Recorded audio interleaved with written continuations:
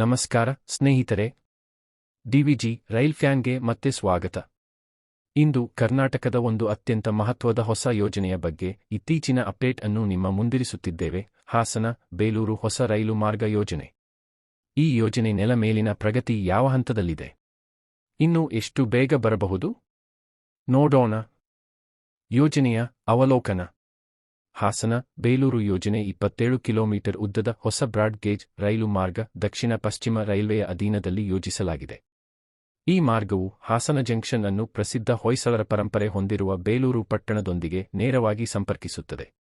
ಈ ಮಾರ್ಗ ಪೂರ್ಣಗೊಂಡರೆ ಹಾಸನ ಜಿಲ್ಲೆಯ ಆಂತರಿಕ ಸಂಪರ್ಕ ಸುಧಾರಣೆ, ಪ್ರವಾಸೋದ್ಯಮಕ್ಕೆ ದೊಡ್ಡ ಉತ್ತೇಜನ, ಸ್ಥಳೀಯ ಅಭಿವೃದ್ಧಿಗೆ ವೇಗ, ಮುಂದೆ ಚಿಕ್ಕಮಗಳೂರು ರೈಲು ವಿಸ್ತರಣೆಗೆ ಸಹಾಯ, ಎಲ್ಲವೂ ಹೆಚ್ಚು ಸುಲಭವಾಗುತ್ತದೆ.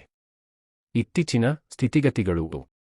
ಯೋಜನೆಗೆ ಮಂಜೂರಾತಿ ದೊರೆತಿದೆ ಮತ್ತು ರೈಲ್ವೆ ಯೋಜನಾ ದಾಖಲೆಗಳಲ್ಲಿ ಸೇರಿಸಲಾಗಿದೆ. ಮಾರ್ಗ ಸಂರೇಖನ, ಅಲೈನ್ಮೆಂಟ್ ಮತ್ತು ಸರ್ವೆ ಕೆಲಸಗಳು ಗುರುತಿಸಲಾಗಿದೆ. ಮುಖ್ಯ ಅಡೆತಡೆ: ಭೂಸ್ವಾಧೀನ ಇನ್ನೂ ಪೂರ್ಣವಾಗಿಲ್ಲ. ಸುಮಾರು 200 ಹೆಕ್ಟೇರ್ ಭೂಮಿಯ ಅಗತ್ಯವಿದೆ, ಆದರೆ ಭೂಮಿ ಹಸ್ತಾಂತರ ಇನ್ನೂ ಆರಂಭವಾಗಿಲ್ಲ.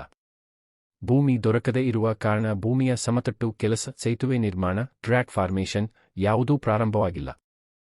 ರೈಲ್ವೆ ಸಚಿವರು ಮತ್ತು ಸ್ಥಳೀಯ ಸಂಸದರು ಹೇಳಿರುವಂತೆ ಕರ್ನಾಟಕ ಸರ್ಕಾರ ಭೂಸ್ವಾಧೀನ ಪೂರ್ಣಗೊಳಿಸಿದ ತಕ್ಷಣ ಈ ಯೋಜನೆ ವೇಗವಾಗಿ ಮುಂದುವರಿಯಬಹುದು. ಈ ಮಾರ್ಗದ ಪ್ರಯೋಜನಗಳು: ಬೇಲೂರು ಹಳೇಬೀಡು ಪ್ರವಾಸೋದ್ಯಮಕ್ಕೆ ಭಾರೀ ಉತ್ತೇಜನ, ಹಾಸನ ಜಿಲ್ಲೆಯೊಳಗಿನ ಸಂಪರ್ಕ ಸುಧಾರಣೆ, ರೈತರು, ವ್ಯಾಪಾರಿಗಳು ಮತ್ತು ಸ್ಥಳೀಯ ಕೈಗಾರಿಕೆಗಳಿಗೆ ಸಹಾಯ, ಮುಂದಿನ ಚಿಕ್ಕಮಗಳೂರು ರೈಲು ವಿಸ್ತರಣೆಗೆ ಬಲವಾದ ನೆಲೆ. ಭವಿಷ್ಯದ ನಿರೀಕ್ಷೆ: ರಾಜ್ಯ ಸರ್ಕಾರ ಭೂಮಿ ಹಸ್ತಾಂತರವನ್ನು ಬೇಗ ಮುಗಿಸಿದರೆ ಭೂಮಿಯ ಸಮತಟ್ಟು ಕೆಲಸ, ಸೇತುವೆಗಳು ಮತ್ತು ಟ್ರ್ಯಾಕ್ ನಿರ್ಮಾಣ ತಕ್ಷಣ ಆರಂಭಿಸಬಹುದು. ಆ ಸಂದರ್ಭದಲ್ಲಿ ಹಾಸನ ಬೇಲೂರು ನಡುವೆ ರೈಲುಗಳು 2 ರಿಂದ 3 ವರ್ಷಗಳಲ್ಲಿ ಓಡಲು ಸಾಧ್ಯ. ಆದರೆ ಪ್ರಸ್ತುತ ಸ್ಥಿತಿಯಲ್ಲಿ ಆರಂಭ ದಿನಾಂಕ ಸಂಪೂರ್ಣವಾಗಿ ಭೂಮಿ ಹಸ್ತಾಂತರದ ಮೇಲೆಯೇ ಅವಲಂಬಿತವಾಗಿದೆ. ಇದು ಹಾಸನ ಬೇಲೂರು ಹೊಸ ರೈಲು ಮಾರ್ಗ ಯೋಜನೆಯ ಇಂದಿನ ಸ್ಥಿತಿ.